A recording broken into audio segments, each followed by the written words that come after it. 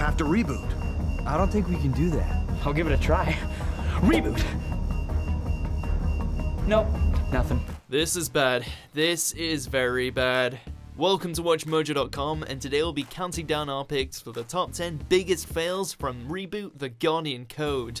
Before we begin, we publish new videos every day, so be sure to subscribe for more great content. For this list, we'll be focusing on all the ways this new 2018 Netflix series fails to be alphanumeric or live up to the beloved and groundbreaking CGI original that ran from 1994 to 2001. And you thought I couldn't handle things without what's-his file name.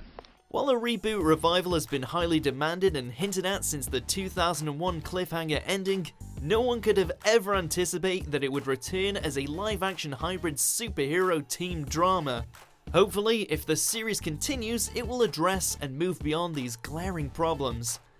You're okay! Of course, I was gonna let some giant bug zapper take me out. Number 10, Uninspired Premise.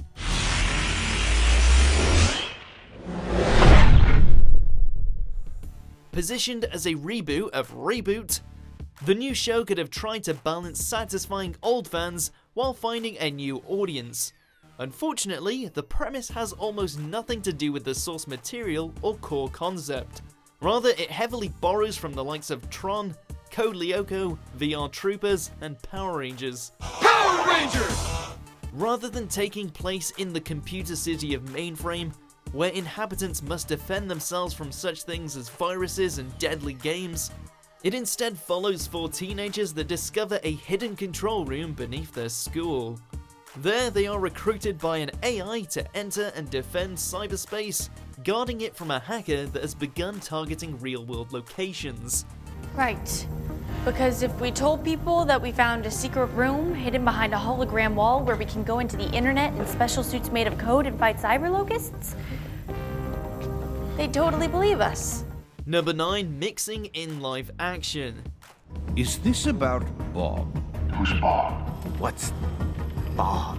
I'm the one who brought you back. I call the shots. The original series was groundbreaking as the first completely CGI series, predating Pixar's Toy Story, and it drew its strength and confidence from its concept of representing the life inside of a computer. Shockingly, despite CGI animation being relatively cheap and easy to produce these days, the revival puts out most of its focus and runtime on its real-world setting. They call me Vera. I'm the virtual, evolutionary, recombinant... She's an exchange student. While this could have been executed in a less offensive and more organic way, everything they include as live-action ranges from uninteresting to offensively cheesy. Definitely, it was incredible. Vera? Hello, Austin. Hello, Parker. Number 8, Poorly Animated. Whoa! Nasty. While there was endless potential for this franchise to return refreshed and enhanced by modern technology, it suffers from not only being primarily focused on the real world, but by having animation that is incredibly basic and cheap looking. The original was a vibrant animated show that was colourful, imaginative, highly stylized, and felt lived in. The new series feels incredibly barren and blandly animated, while somehow appearing inferior to its 90s predecessor, especially in its later seasons. Even worse, it makes very little use of facial animation, and when they speak, it jarringly cuts to extreme close-ups on the actors' faces with added heads-up displays. And how are we gonna do that? It's not like knocking on the front door is an option. Number 7, Stereotyped, one-dimensional characters. Change can be good, right? Or maybe today we'll rank way up there on the lame-o meter. With the central focus being placed on the live action, the show had to get it right. Instead, every character is bland and one-dimensional. Everyone is an underdeveloped walking cliché, as the cast includes the mandatory jock, the awkward nerd, the social media addict, the cool kid, and the fish out of water to play up the laughs. Please consult your list again. The parents range from the tech-phobic mum to the overprotective dad. However, the main offender is the antagonist, a hacker who calls himself the Sorcerer. He is so stereotypical it's laughable, From living in a warehouse surrounded by computers to being a loner, sporting a hoodie, and having absolutely disgusting hygiene, including chapped lips and blackened fingernails.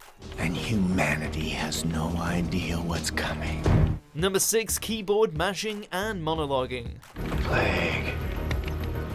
Hungry cyber locusts. They will consume everything in their path. It's never a good idea to have the characters spending all their time looking at screens and vocalizing every thought as the leading narrative device. Focusing heavily on screens filled with nothing but code is incredibly tedious and unengaging, but having characters do that while walking us through their every thought and motivation is a complete yawn and downright silly. It's open again, finally. Now to finish what I started and shut down electrical power. The hacker spends pretty much all of his screen time talking to his computer, either alone or to a computer character that isn't there. He rambles, fixates, and doesn't say or do much that is actually interesting or organic.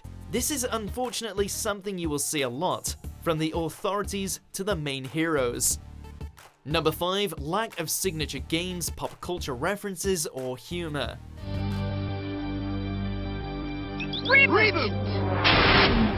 The original Reboot's main staple was having its heroes contend with GameCubes.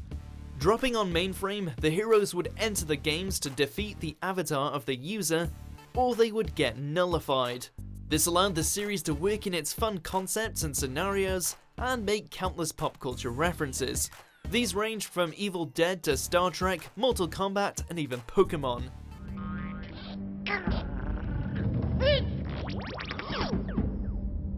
Let's do it! Outside of the games, it similarly spoofed everything from the X-Files to the Blues Brothers.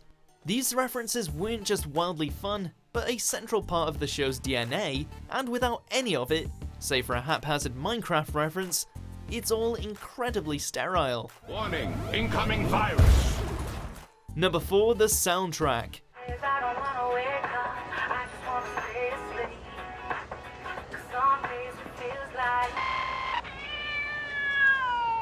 What the? Reboot had one of the most recognizable themes ever. From its exciting opening score to the stylish use of electric guitar, the show's audio complemented the action, musical pop culture references, and emotional cues.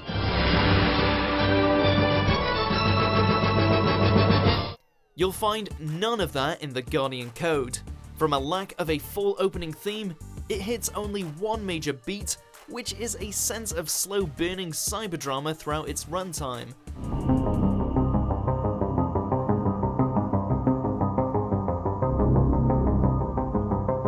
It's bland enough to feel like daytime television like soap operas, only occasionally dropping a random pop song to remind viewers it's cool. Even worse, once those end credits land, you're hit with full-on pop music that is wildly out of place.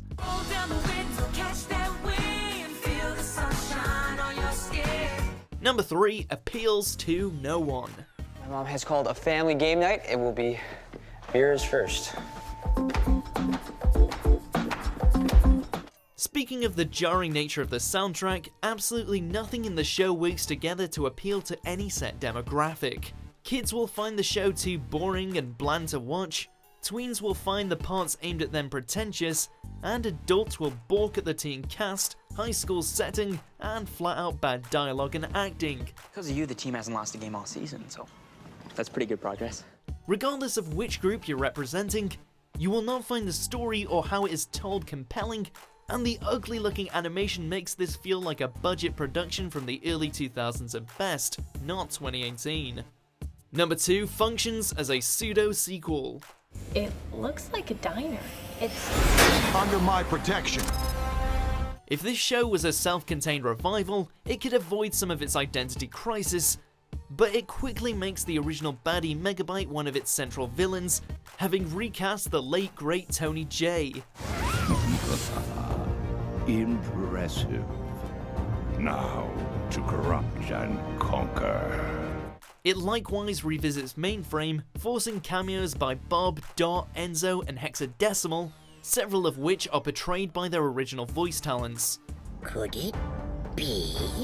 At this time, it's establishing itself as a continuation of sorts, though completely omitting events of later seasons, like Hexadecimal's heroic sacrifice.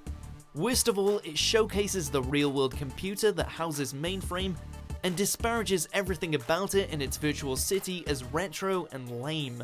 Wow, it's like ancient technology 1.0 retro. Number 1 disrespects the fans. Apparently they have to beat whoever is playing the game in the real world. So close. Just one more level. Somehow, the creators thought it would be a good idea to directly make fun of a passionate and loyal fanbase. It portrays a stereotypical Reboot fan as a middle-aged loser who lives with his parents in the basement, who vocalizes having waited 20 years for Reboot to return. It is mind-bogglingly awful and nonsensical on every level, which includes filling the basement with merchandise from the original's run, such as t-shirts, a statue of the character Mike the TV, and character posters. It's just done in such a cringeworthy way that it will upset fans at best and confuse new viewers at worst. Hopefully, it's not too late for the show to make major course corrections. I'm finally gonna win! And Mom said all this time in the basement was wasted! Do you agree with our picks? Check out these other great clips from WatchMojo and subscribe for new videos every day.